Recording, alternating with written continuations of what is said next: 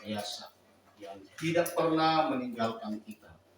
Mari sama-sama kita melihat satu ayat di dalam 1 Samuel pasalnya yang keempat, ayatnya yang ketiga.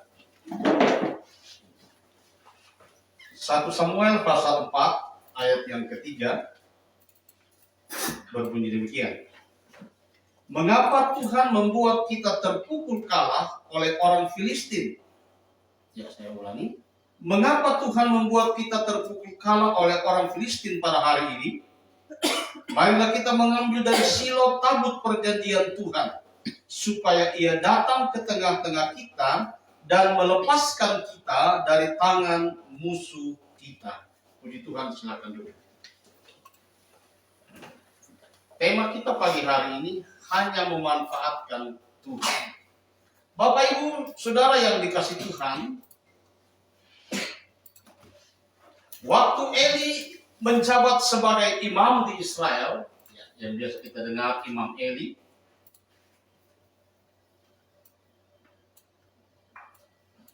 orang Israel dalam situasi yang genting karena mendapat serangan dari bangsa Filistin, bangsa yang selalu menjadi musuh bangsa Israel, yang tidak pernah berhenti untuk selalu mau menyerang bangsa Israel. Nah, dalam peristiwa itu, dalam pertempuran tersebut, ya, bangsa Israel mengalami kekalahan. Mereka terpukul, mereka lari. Ya, kalau kita baca di dalam, sebentar, kita lihat.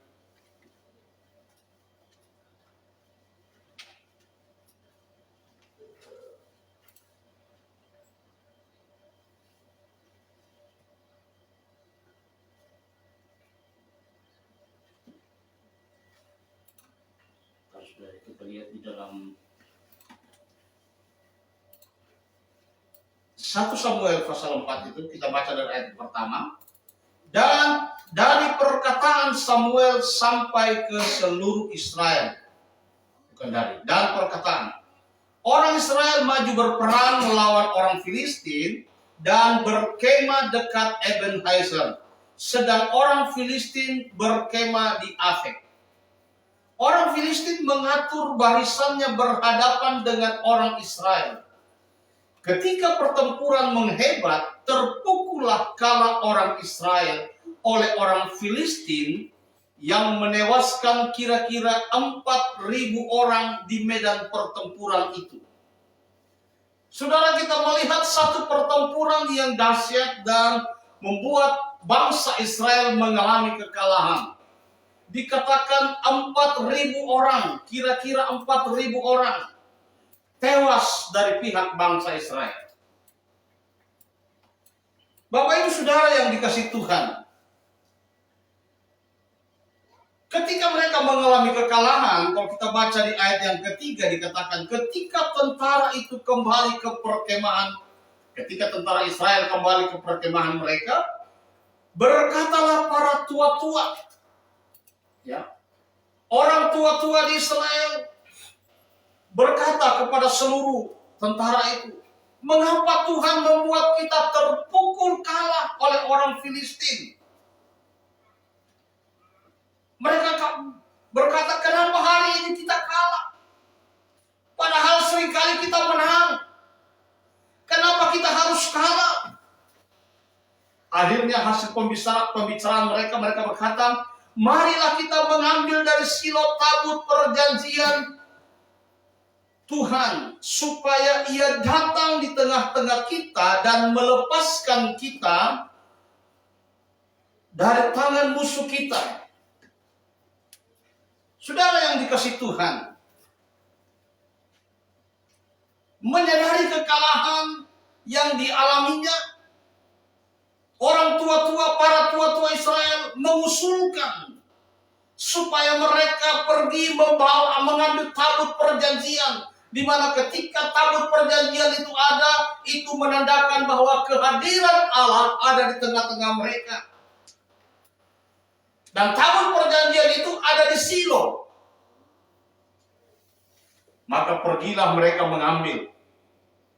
Dengan satu harapan, ketika tabut Allah ada di tengah-tengah mereka, Allah akan menolong mereka, Allah akan berperang ganti mereka. Tetapi apa yang terjadi, saudara? Harapan mereka ketika mereka mengambil tabut perjanjian yang ada di Silo, dibawa di tengah-tengah pertempuran, mereka berharap Allah bekerja. Mereka berharap mereka dapat mengalahkan musuh. Tetapi faktanya, kalau yang pertama hanya 4.000, maka ketika tabut perjanjian itu, tabut Allah itu ada di tengah-tengah mereka, mereka bukannya menang. Ya. Mereka bukannya menang. Coba kita lihat terus pembacaan kita.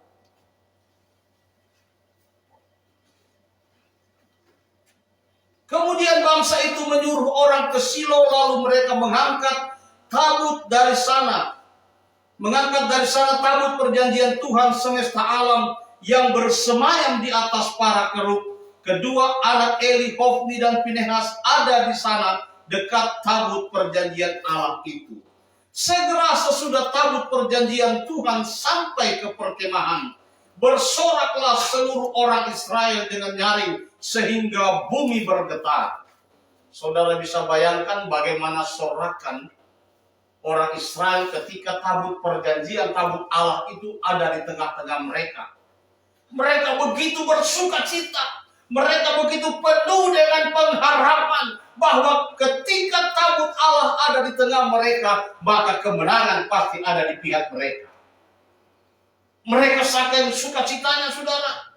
Dikatakan sehingga bumi bergetar karena sorakan mereka. Saya tidak bisa bayangkan bagaimana sorakan itu sampai bisa bergetar bumi, saudara. Sedangkan orang saja bersorak di GBLA itu begitu gemuruhnya sampai bisa terdengar tempat ini. Bagaimana orang Israel bersorak pada waktu itu. Sampai orang Filistin mendengarkan sorakan itu, mereka berkata, ada apa di tengah-tengah perkemahan itu? Ada apa di pihak orang Israel? Saudara baca ayat yang ke-6, dan orang Filistin yang mendengar bunyi sorak itu berkata, apakah bunyi sorak yang nyaring di perkemahan orang Ibrani itu? Ketika diketahui mereka bahwa tabut Tuhan telah sampai ke perkemahan itu, ketakutanlah orang Filistin, sebab kata mereka, Allah mereka telah datang ke perkemahan itu. Dan mereka berkata, celakalah kita, sebab seperti itu belum pernah terjadi dahulu. Ada ketakutan di pihak orang Filistin ketika tabut Allah itu sampai di tengah-tengah bangsa Israel. Orang Filistin pernah mengalami kekalahan. Orang Filistin tahu kalau tabut Allah ada di tengah-tengah bangsa Israel, maka penyertaan Tuhan, pembelaan Tuhan pasti terjadi. Tapi apakah terjadi itu, saudara?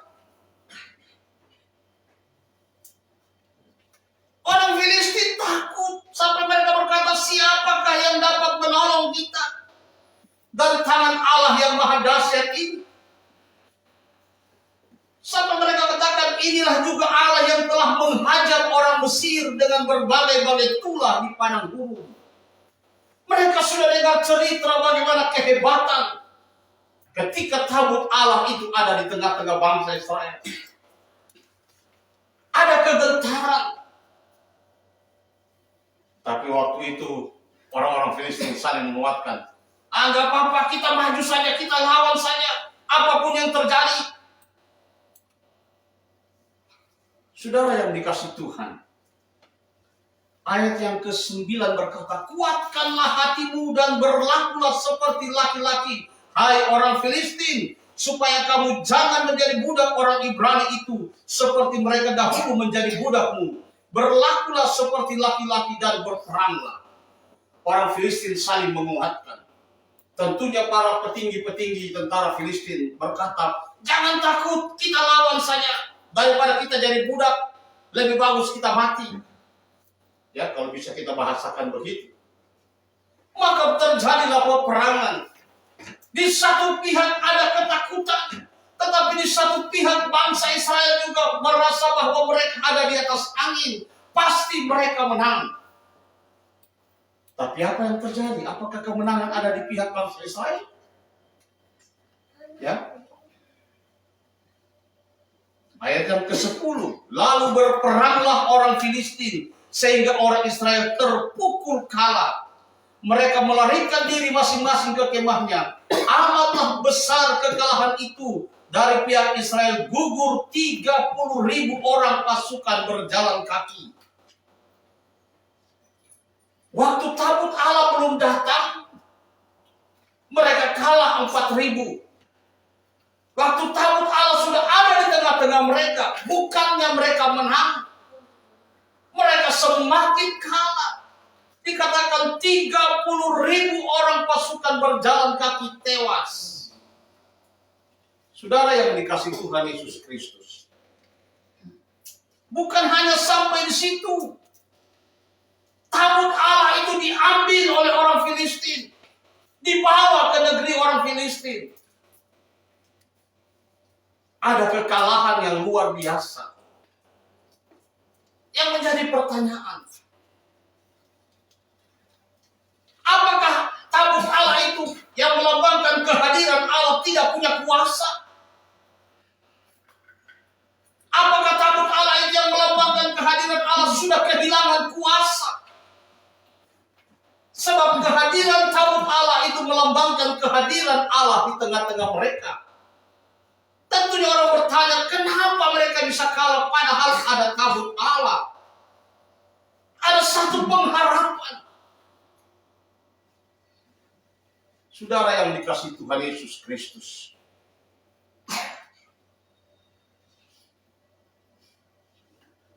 mereka kalah, bahkan tabut Allah itu dibawa, ya, dirampas oleh musuh.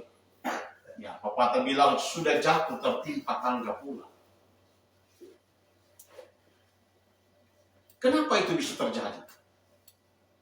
Saya katakan tadi, bukankah tabut Allah, tabut perjanjian dan lambang kehadiran Tuhan di tengah-tengah umatnya? Bangsa Israel mengira bahwa tabut perjanjian itu akan menjadi jaminan bahwa Tuhan berkenan menyatakan kebesaran dan kuasanya tanpa syarat.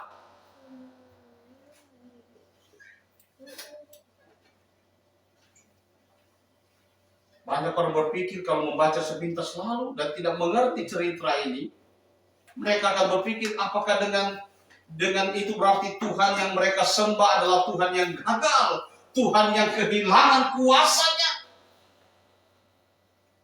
Saudara, sekali-kali tidak. Tabut Allah tetap menjadi lambang kehadiran Tuhan. Tabut Allah bukan kehilangan kuasanya. Tabut Allah bukan gagal menolong bangsa Israel.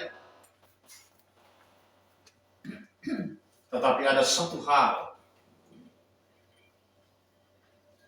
yang tidak dimengerti oleh bangsa Israel pada waktu itu. Mereka hanya memerlukan kehadiran Tuhan di saat mereka perlu.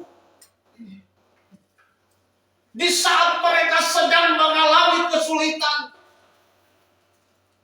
Di saat mereka sedang terpuruk, sedang mengalami kekalahan, mereka baru teringat akan Allah. Di saat mereka sedang mengalami kekalahan, mereka baru ingat perjanjian, tabut perjanjian Tuhan. Dan mereka mengambil, membawa di tengah-tengah mereka. Bangsa Israel menderita kekalahan bukan karena tabut perjanjian tidak berkuasa lagi. Bukan karena kehadiran Allah tidak ada di tengah-tengah mereka. Tetapi karena mereka tidak hidup dalam ketaatan. Dan mereka cenderung menyepelekan Tuhan. hanya memerlukan Tuhan ketika mereka sedang mengalami persoalan, hanya memerlukan Tuhan ketika mereka sedang terjepit oleh musuh. Ini yang menjadi kesalahan yang pertama. Yang kedua, menurut peraturan, sebelum mengangkat tabut perjanjian Tuhan, para imam harus terlebih dahulu mempersembahkan korban bakaran. Jadi ada ritual yang harus dilakukan sebelum tabut itu diangkat dan dibawa dipindahkan ke tempat lain. Ada ritual-ritual yang sudah ditetapkan oleh Tuhan. Bagaimana seharusnya, bagaimana cara menghormati tabut itu. Kan saya katakan tadi, tabut itu adalah lambang kehadiran Allah pada waktu itu. Jadi tidak sembarang begitu datang, ayo angkat kita bawa. Tidak. Ada peraturan, imam harus mempersembahkan korban bakaran. Dan setelah berdoa mereka baru mengangkat tabut perjanjian itu dengan hati-hati dan penuh hormat. Tidak asal angkat seperti kita mengangkat barang biasa, seperti kita mengangkat peti kita bawa. Tidak sembarang, saudara. Mengangkat tabut perjanjian harus dengan hati-hati dan penuh rasa hormat, karena di situ kehadiran Allah. Allah hadir. Dalam peristiwa itu, saudara, tabut perjanjian itu diangkat oleh dua orang anak Imam Eli, yaitu Hofni dan Pinehas. Kalau saudara baca kisah kedua anak Imam Eli, walaupun mereka anak seorang imam dan mereka juga diangkat menjadi imam, tapi hidup mereka tidak berkenan kepada Tuhan.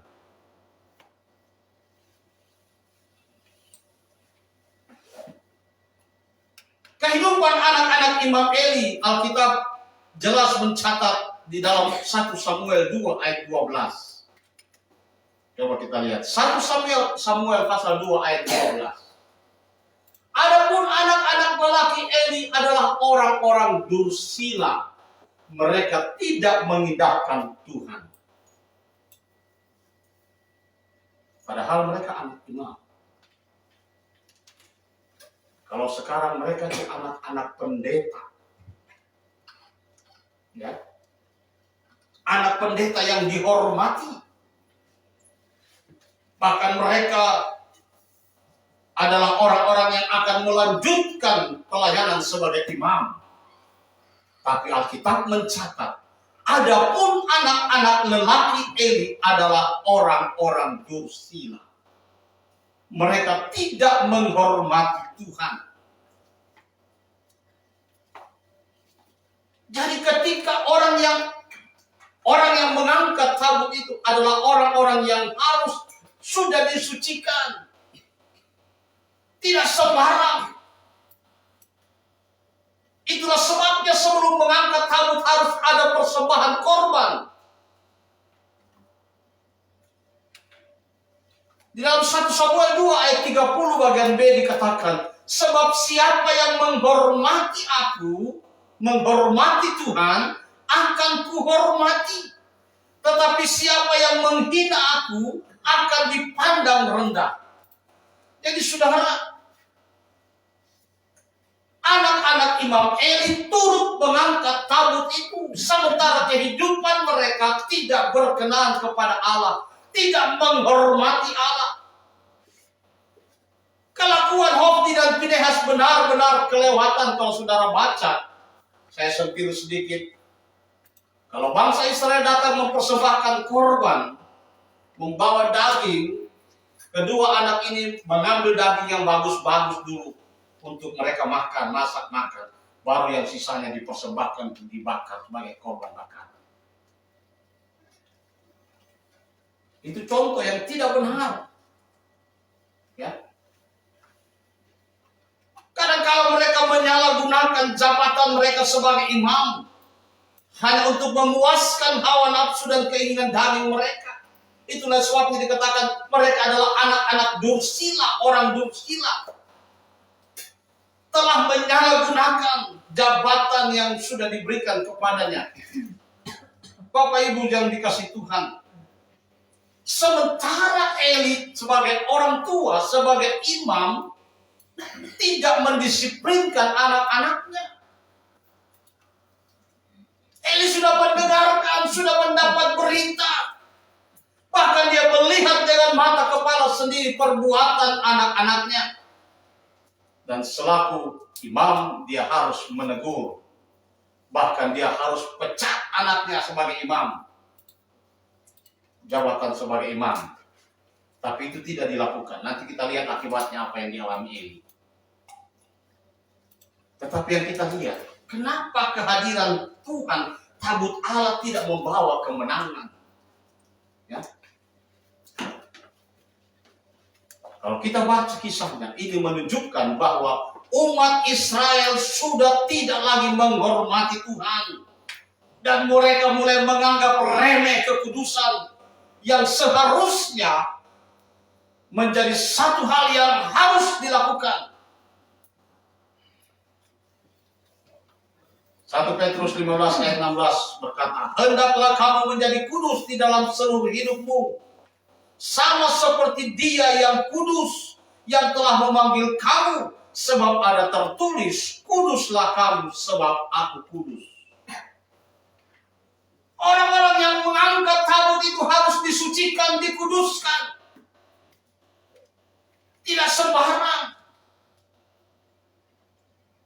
Dan saya katakan tadi, orang Israel hanya memanfaatkan ketika mereka memerlukan Tuhan, baru mereka mengambil tabut itu. Dan mereka tidak melihat pertolongan Tuhan. Hanya cari Tuhan kalau butuh. Hanya cari Tuhan ketika sedang menghadapi persoalan yang genting. Mereka mencari Tuhan dan memanfaatkan Tuhan hanya sebagai pemenuh kebutuhan mereka. Ya. Mereka berpikir dengan membawa tabut perjanjian ke tengah-tengah, mereka pasti Tuhan turun tangan. Tetapi apa yang terjadi? Bukan pertolongan Tuhan, tapi mereka semakin kalah. Saudara, di zaman sekarang ini banyak orang Kristen berlaku seperti bangsa Israel pada waktu itu. Banyak orang percaya ketika mengalami masalah berat, mereka seperti giat beribadah, mulai berdoa. Tapi ketika masalahnya beres, secepat kilat pula mereka meninggalkan Tuhan. Kemudian kembali hidup dalam ketidaktaatan. Ya. Bahkan ada yang mulai berani menyogok Tuhan. Dengan berbagai macam-macam persembahan. Dengan harapan Tuhan memuluskan proyek. Tuhan memuluskan usaha. Tuhan memuluskan pekerjaan mereka. Bapak Ibu Saudara yang dikasihi Tuhan. Ibadah dan pelayanan yang disertai motivasi yang tidak benar, disertai motivasi yang salah, itu adalah jahat di mata Tuhan. Ya. Tuhan menghendaki kita beribadah. Tuhan mau kita melayani Dia dengan hati yang tulus. Tuhan mau kita melakukan sesuatu untuk Tuhan dengan hati yang benar-benar. Kita datang mengucap syukur karena Allah sudah memberkati kita, karena Allah sudah menolong kita, karena Allah sudah memberikan jawaban dari doa-doa kita, karena Allah sudah menyertai kita, karena Allah tidak pernah meninggalkan kita. Bukan kita memberikan sesuatu kepada Tuhan, kita mempersembahkan korban persepuluhan, kita mempersembahkan korban syukur, kita mempersembahkan korban sukarela, dan berbagai macam korban, supaya Tuhan menolong kita, supaya Tuhan memberkati kita. Salah, saudara.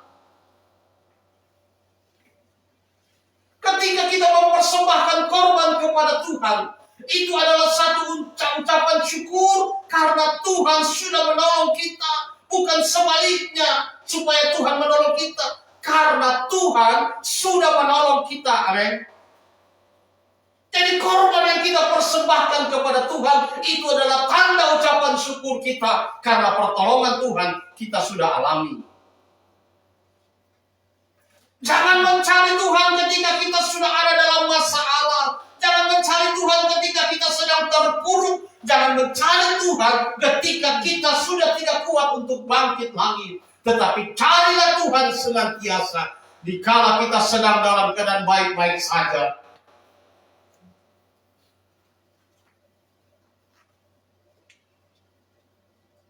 Tuhan mau kita beribadah dan melayani Dia dengan hati yang tulus.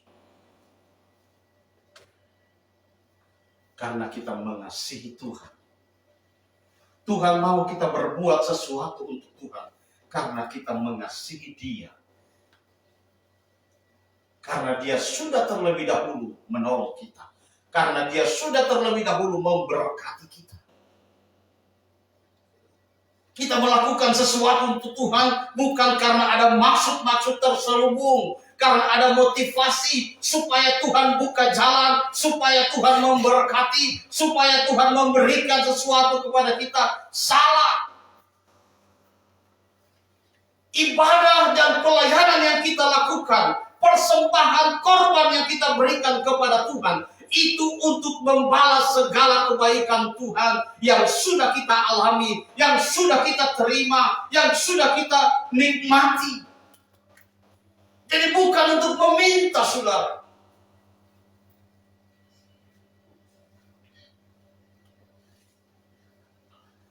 Tuhan tidak bisa dipermainkan. Asal kita setia dan taat kepadanya, Dia pasti hadir dengan segala otoritasnya. Tuhan kita tidak bisa dipermainkan. Kalau kita butuh, kita cari Tuhan. Saudara bisa bayangkan, apa kurangnya bangsa Israel di mata Tuhan? Mereka adalah bangsa pilihan Allah. Tapi pada waktu itu, mereka tidak mengalami pertolongan Tuhan. Logikanya, Tuhan harus tolong mereka. Karena Tuhan sudah pilih mereka jadi bangsa pilihan. Tapi Tuhan mengajar mereka juga. Bukan hanya memanfaatkan ketika butuh baru cari Tuhan. Ketika mereka terpuruk baru mereka cari Tuhan. Saudara, mari kita belajar dari kisah. Jangan cari Tuhan ketika kita sudah mulai terpuruk. Jangan cari Tuhan ketika kita sedang mengalami masalah. Tapi mari kita senantiasa mencari Tuhan di dalam segala hal. Di saat kita senang, di saat kita sedang menikmati berkat Tuhan, di saat kita sedang mengalami pertolongan Tuhan, di saat kita ada dalam keadaan baik-baik saja, tetaplah mencari Tuhan. Amin. Saudara mau mencari Tuhan bukan pada waktu saudara sedang memerlukan pertolongan saja, tapi dalam keadaan baik-baik saja. Jangan lupa Tuhan. Amin. Dan ketika kita memberikan sesuatu kepada Tuhan, ketika kita melayani Tuhan, ketika kita datang kepada Tuhan, mari kita buat hidup kita benar di hadapan Tuhan. Itulah sebabnya setiap kali kita beribadah, kita mohon pengampunan Tuhan, agar ibadah yang kita lakukan, pelayanan yang kita kerjakan, berkenan di hadapan hadirat Tuhan. Salah satu penyebab kekalahan Hofni dan Pinehas ikut mengangkat tabut Tuhan. Ada di sekitar tabut itu. Saudara mau senantiasa mohon pengampunan Tuhan. Tadi kita sudah baca di 1 Petrus. Ya. Mari kita baca kembali saudara supaya kita mengingat. 1 Petrus pasal 15 dan 16. Tetapi hendaklah kamu menjadi kudus di dalam seluruh hidupmu, Di dalam seluruh kehidupan kita, Allah berkata, hendaknya kita menjadi kudus. Di dalam seluruh hidup kita, sama seperti Dia yang kudus, yang telah memanggil kamu. Di kalimat terakhir berkata, sebab ada tertulis, kuduslah kamu, sebab aku kudus. Kuduslah kamu sebab Allah yang kita sembah adalah Allah yang kudus.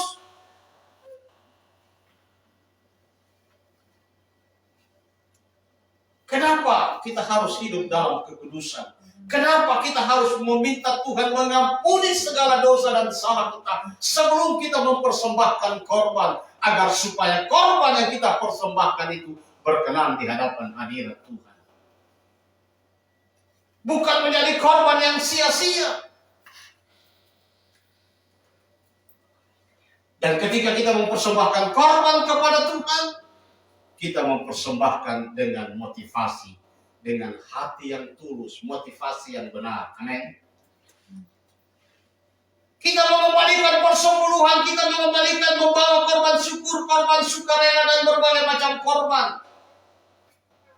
Bukan supaya Tuhan memberkati kita, bukan supaya Tuhan menolong kita, tetapi kita menyampaikannya sebagai ucapan syukur dan ketaatan kita kepada Tuhan. Dan tentunya Tuhan akan melihat segala ketaatan kita. Dan tanpa kita minta pun, ketika kita melakukan apa yang Tuhan inginkan, ketika kita mempersembahkan korban dengan hati yang tulus ikhlas, Tuhan pasti akan membalas segala pengorbanan kita. Allah kita adalah Allah yang tidak pernah berutang. Amin. Allah kita adalah Allah yang tidak pernah pelit. Dia akan memenuhi janjinya. Dia akan memberikan apa yang seharusnya Dia berikan kepada kita. Tetapi syaratnya, kita harus mempersembahkan korban sebagai ucapan syukur kepada Tuhan.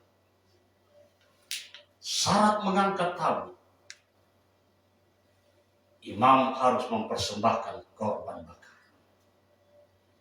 Artinya imam harus membereskan hubungan dulu dengan Tuhan. Baru tabut itu bisa dipindahkan.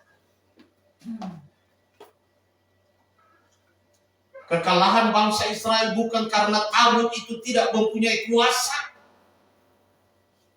Kekalahan bangsa Israel itu bukan karena tabut itu kehilangan kuasa. Kalau saudara baca kisah itu terus beberapa pasal, saudara akan melihat tabut itu memiliki kuasa yang luar biasa.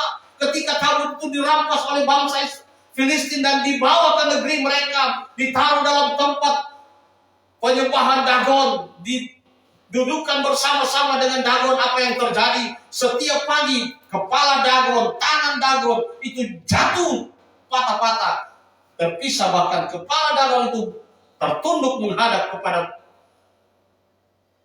tabut Allah.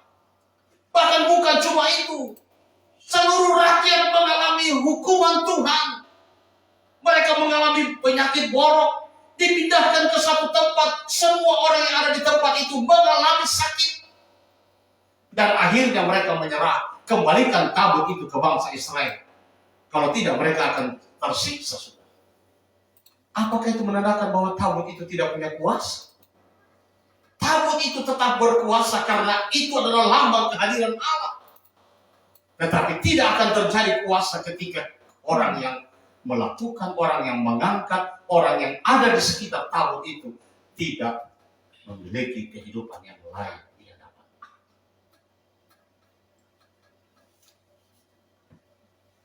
Saudara mau untuk tetap hidup benar di hadapan Tuhan.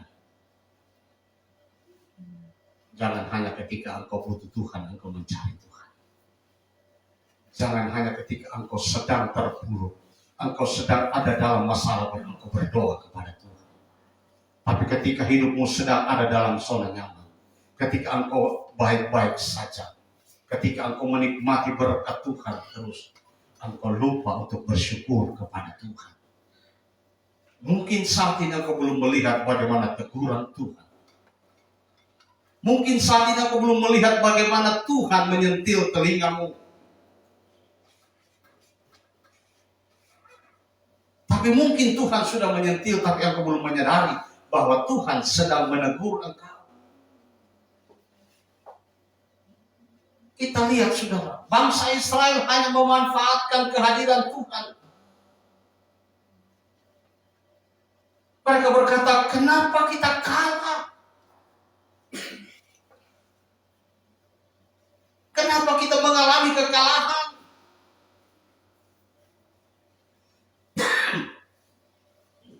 Mereka berkata, ayo kita pergi ambil Tuhan. Pergi panggil, ambil tabut itu. Kalau kita bahasakan, mari kita minta pertolongan Tuhan saat ini. Mereka hanya memerlukan Tuhan ketika mereka butuh Tuhan. Pada waktu mereka tidak butuh Tuhan, mereka merasa kuat. Mereka merasa mampu menghadapi Filistin. Mereka tidak perlu Tuhan. Allah kita adalah Allah yang tidak bisa dipermainkan. Bukan suka-suka kita yang harus terjadi, tetapi suka-suka Tuhan. Amin.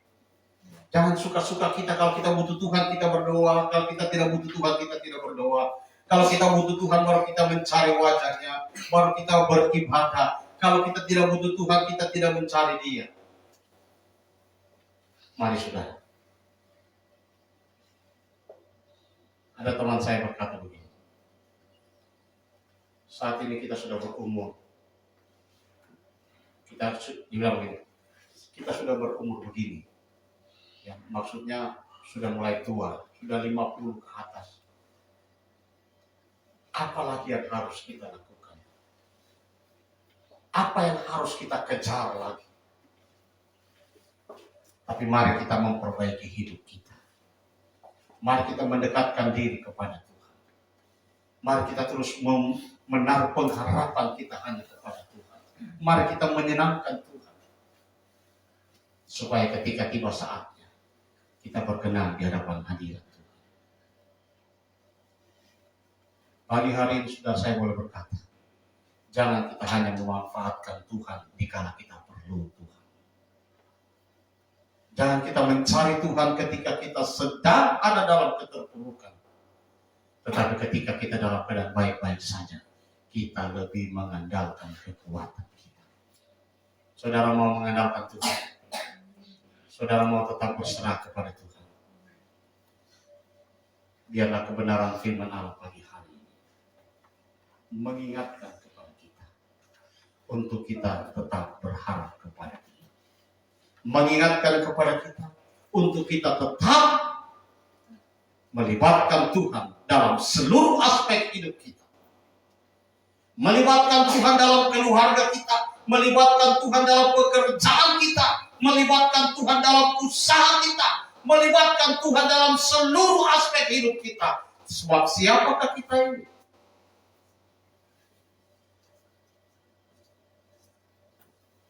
Kita tidak ada apa-apanya tanpa Tuhan dalam hidup kita. Kita tidak akan bisa menikmati hari-hari hidup kita seperti sekarang ini kalau Tuhan tidak terlibat dalam hidup kita. Saudara mau melibatkan Tuhan dalam hidup, jangan pernah tinggalkan Tuhan. Jangan pernah mengandalkan kekuatanmu. Jangan pernah mengandalkan hartamu. Jangan pernah mengandalkan kepintaranmu.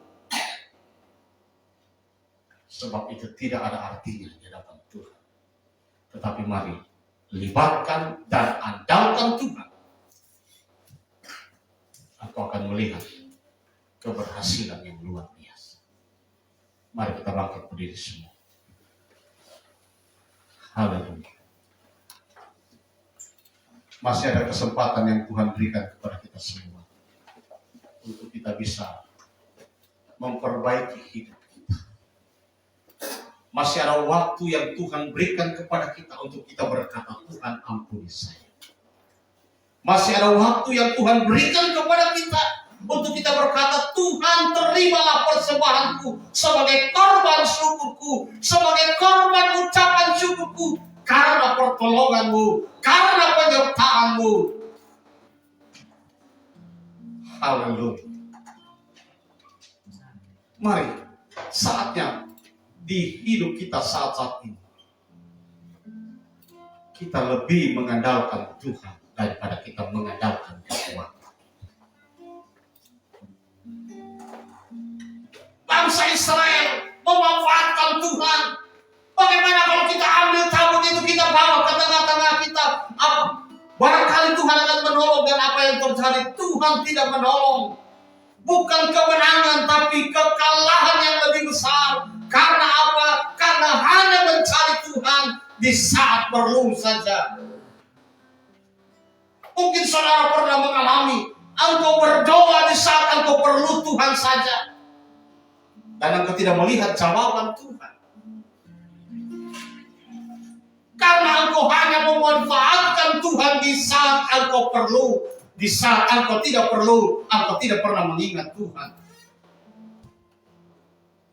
Ibadah yang kita lakukan, pelayanan yang kita lakukan, bukan hanya sekedar untuk menyenangkan manusia, tapi kita mari melakukannya dengan hati yang tulus ikhlas untuk mempersembahkan korban kepada Tuhan.